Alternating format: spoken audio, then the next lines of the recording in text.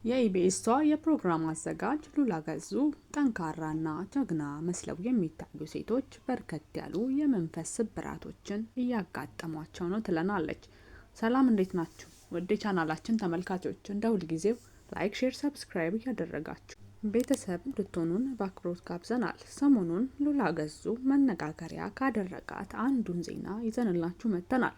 አንዳንድ ጊዜ በህይወታችሁ ጠንካራ ናቸው ብላችሁ የምታስቧቸው ሰዎች በርከት ያሉ የስነ ልቦና ችግሮችና ስብራቶች በውስጣቸው ይዘው እንደሚሄዱ አሳይታናለች። አንዳንዴ በጣም ብቸኝነት ይሰማኛል ትለናለች። እንደሚሰማትም ይህ ሲሆን አንዳንድ ጊዜ እቅፍ አርጋችሁ እንድታባብሉኝም ሳይቀር እፈልጋለሁ። ሁለት ልጆች በብቸኝነት እንደማሳደጓ ብዙ የሆኑ ችግሮችን በህይወቷ እያሳለፈች እንደሆነ ገልጻናለች።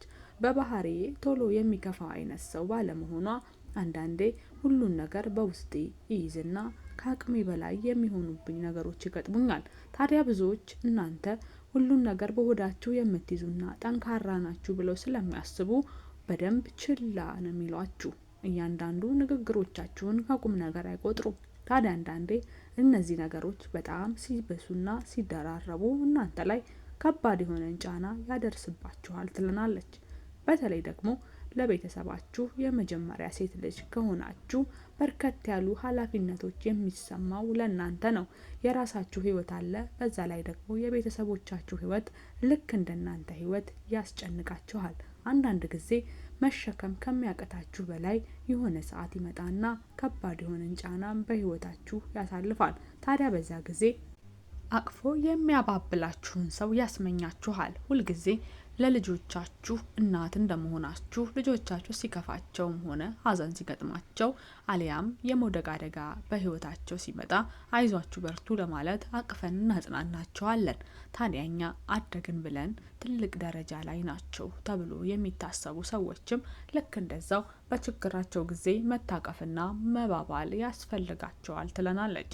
ይህ ነገር እሷ አነሳችሁ እንጂ በህይወታቸው በርከት ያለ ጊዜ በተለይ እሷ እኮ ጎበዝ ናት ጠንካራ ናት ከምትባል ሴት ጀርባ በርከት ያሉ ችግሮችን በጫንቃዋ ተሸክማ የምትዞር እንደመሆኗ አንዳንዴ ይህን ሁሉ ነገር እንዴት ቻልኩት፣ ያን ጊዜ እንዴት አለፍኩት የምትሉትን በህይወታችሁ ይገጥማችኋል። ሉላ ገዙም ታዲያ ሁለት ሴት ልጆችን እንደማሳደጓ እሱም ብቻም ሳይሆን የምታሳድገው ለብቻዋ እንደመሆኑ በርከት ያሉ የህይወት ጫናዎችና ውጥረቶች ውስጥ እንደምትገባ በዛ ላይ የቤተሰብ ኃላፊነት ይሰማኛል ስትልም ነግራናለች። እናቷ እስካሁን ድረስ ፓራላይዝድ ሆና አልጋ ላይ እንደማዋላ የጤናዋም ጉዳይ እስካሁን እልባት ያልተገኘለት እንደመሆኑ ከልጆቼም በላይ ህይወቴን ቀለል የምታረግልኝ እናቴ ነበረች። አሁን ላይ እናቴ በህመም ላይ ስለምትገኝ ሁሉንም ነገር ኃላፊነቱ እኔ ላይ ወድቋል። ስለዚህም የኔም ጉዳይ የልጆቼ ጉዳይም ሆነ የቤተሰቤ ጉዳይ የሚያሳስበው እኔን ነው ትለናለች። ጓደኞቼ እንኳ ሳይቀር ጠንካራ እንደሆንኩ ስለሚያስቡ በርከት ያሉ ችግሮች ሲገጥሙኝ እንኳ አይ አንቺ ጎበዝ ነሽ ታልፊዋለሽ ይሉኛል። በዛን ሰዓት ለማለፍና ነገሩን ለመቋቋም በርከት ያሉ ኢነርጂዎችን አወጣለሁ። አንዳንድ ጊዜ ግን ከአቅሜ በላይ የሚሆንበት ሰዓት አለ ትለናለች። ታዲያ ይህንን ሉላ ገዙ ታንሳው እንጂ ሁሉም ሰው በየቤቱ እንዲህ አይነት ሰው በአንድ ቤተሰብ ውስጥ ይኖራል። ወንድም ሆነ ሴት በህይወቱ ከባድ የሚባሉ ችግሮች ሲደርሱበት እንኳ ብዙም ዘነፍ የማይል ጠንካራ ሰው አለ። እነዛ ጠንካራ ሰዎች ሴትም ወንድም ሊሆኑ ይችላሉ። እሷ እንዳለችው ታዲያ ይህ ጫና የቤቱ የመጀመሪያ ልጆች ላይ ይበረታል። ሁሉም ነገር ታልፊዋለሽ ስለምባል እውነት ነው። ነገሮች ይታለፋሉ፣ ቀን ያልፋል፣ እግዚአብሔርም ያሳልፋል። ግን አንዳንዴ ከባድ የሆኑ ችግሮች በህይወታችን አልፎ ሲሄዱ ትልቅ የሆነ ስብራትን በህይወታችን ላይ እንደማምጣታቸው አጠገባችን ያሉ ሰዎች ደግሞ ይህን ነገር ሳይረዱን ሲቀሩ ከባድ ያደርግብናል። ሁሌ ታልፈዋለች እሷ ይኖራታል የሚባል ሰውን ሰምታችሁ ታውቁ ኖሯል? ምክንያቱም በህይወታችሁ እሱ አያጣም እሱ ከየትም ብሎ የሆነ ነገር ያደርጋል የሚባል ሰው አለ። ያ ሰው ታዲያ የሆነ ችግር ደረሰብኝ ብላችሁ ሳንቲም ገንዘብ ስትፈልጉ እሱ ከየትም ብሎ ያመጣል ብላችሁ ቀድማችሁ በልብ በመኑለት ስትናገሩለት ስለሰማ እንዴትም ተጨናንቆ ያን ነገር ለማሟላት ይሞክራል። ይህ ነገር ታዲያ በገንዘብ አነሳ ነው እንጂ በተለያዩ ችግሮች ውስጥ ሆነን እሱ ከመጣ ይሄን ነገር ይፈታልኛል እያለን ከአቅማቸው የሆነን ስራ እየሰጠን ከራሳቸውም ጋር እንዲጋጩና በርከት ያሉ ሰጣ ገባ ውስጥ እንዲገቡ እናደርጋለን።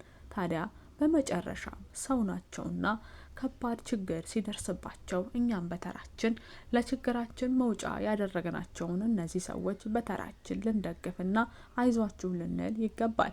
በህይወታቸው ምን እያሳለፉ እንደሆነ የማናውቃቸው ከጎናችን ያሉን ሰዎች እስኪ አንዳንዴ ሰብሰብ ብለን ስላሳለፉት ህይወት ምን እየገጠማቸው እንደሆነ፣ ህይወታቸው ምን ላይ እንዳለ፣ ያስቸገራቸውስ ነገር ምን እንደሆነ የመጠያየቅ ባህላችንን ብናሰፋ እንላለን።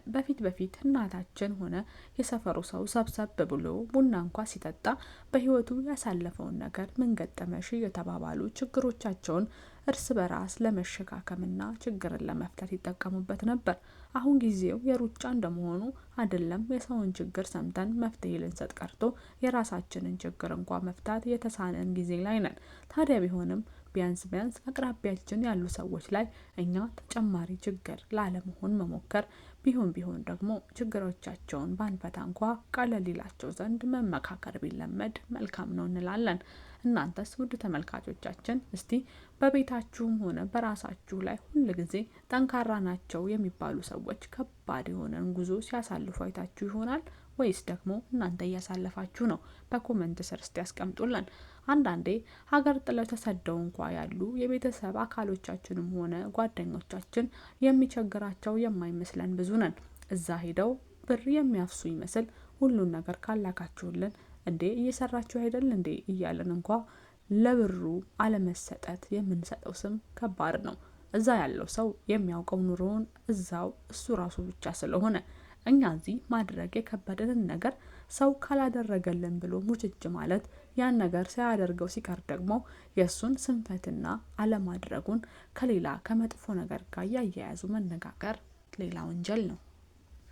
ዛሬ በህይወቱ ትልቅን ነገር ሲያልፍ የተመለከታችሁት ሰው ነገ ደግሞ አቅም አንሶት ሊንገዳገድ ይችላል። ታዲያ እኔ ላይ አይሁን ያለውን ነገር ሌላው ላይ ባለማድረግ እንኳ ሸክሙን ልናቀልለት ይገባል። አሁን ላይ ያለው የኑሮ ጫና በሁሉም ሰው ላይ የፈጠረውን ስትረስና ከባድ የሆነ የስነ ልቦናም ችግር እያየን፣ በዛ ላይ ልጆቻችን ዛሬ የሚያሳዩት በየዕለት የሚያመጡብን ጣጣ በዝቷል። በትምህርት ቤት የሚወጣው ወጪ፣ ለምግብና ለልብሳቸው የሚወጣውም ነገር ከአቅም በላይ ነው። ይህንን የወለደ ያውቀዋል። አንድ ቀርቶ 2-3 ልጆች ደግሞ በጨመርን ቁጥር ህይወትን ይበልጥ ያከብዳል። ታዲያ በዛ ላይ የምትሰሩት ስራ አንዳንዴ ዝቅ አንዳንዴ ከፍ ሊል ይችላል። ስለዚህም አጠገባችሁ ያለው ሰው ምን እያሳለፈ እንደሆነ ዛሬ ላይ ከዚህ ቪዲዮ በኋላ እስኪ በመመካከር አጠገባችሁ ያለው ሰው አለኝ ብሎ እንዲመካና ቢያንስ ችግሬን የሚያወያየው ሰው አለኝ ብሎ ለሱ እረፍቱ እንድትሆኑት አደራ እንላለን። እኛ ለዛሬ ይህንን ብለናል። ሉላዬም ከገባሽበት ችግር ፈጣሪ እንዲያወጣሽ እንጸልይልሻለን። ሰላም ቆዩን። Ya Zola, ya Zola, ya Zola.